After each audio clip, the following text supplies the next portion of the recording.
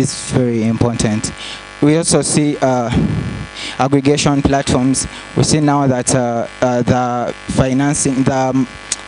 financial institutions are being given some funds at a very low interest for them to actually support the initiative of regenerative agriculture and sustainable development.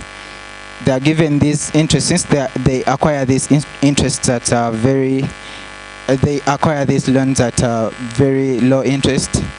They are also able to lend out at a low on affordable interest to the farmers and the energy supply, the technology suppliers, which also leads to the scaling and development of our APR practices.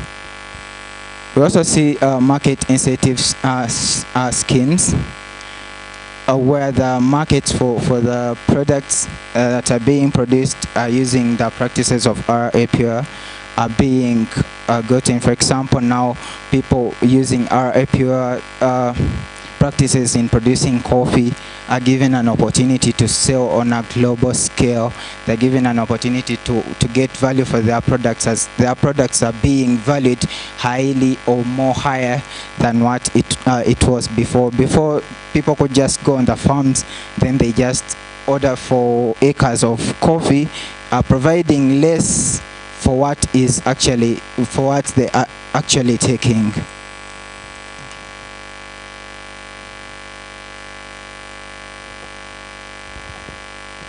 Let me look at the risk profile and the de-risking. The risks I'll talk about climate variability, that now we have unexpected changes in our climate. Yes, you could anticipate a rainy season, but then later you actually get a payment risk. Now financing repayment risks comes with limited information in our farmers. The farmers do not actually know what exactly is the interest rate. How do I ensure that if I'm given this money, I can be able to pay it up in this period of time?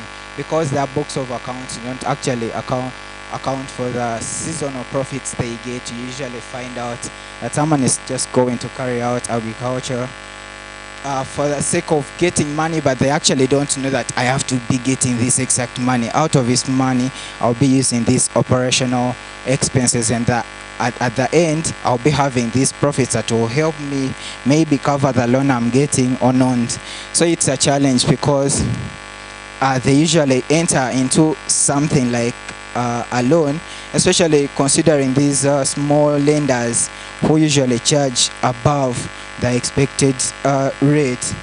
They usually charge more now, because a person needs money to operate. They will just accept without knowing the criteria or without knowing their ability to actually pay up for that loan.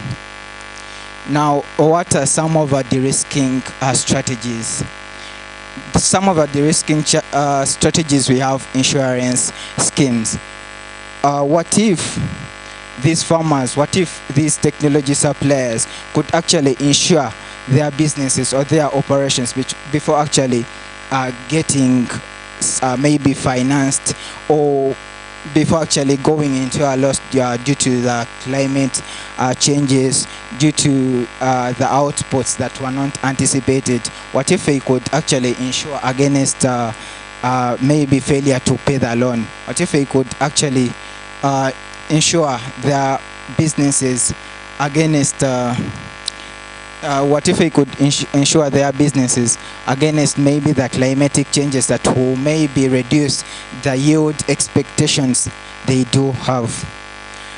Another de-risking strategy is getting guarantees. Now, guarantees could be given to anyone in any farmer or any technology provider in a right way, with using the right procedures.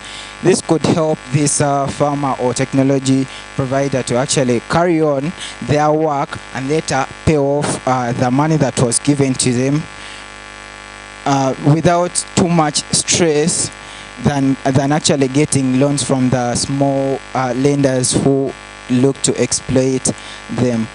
That there is another de-risking strategy. What if we could talk about blended finance? What if the government of Uganda could engage more with the private supporters of the regenerative agriculture and productive use of energy activities?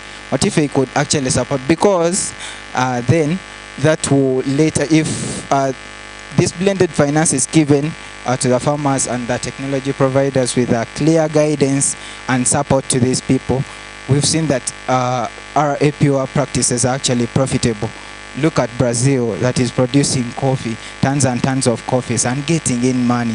This is helping their GDP as a nation. This is improving their economic standards of living.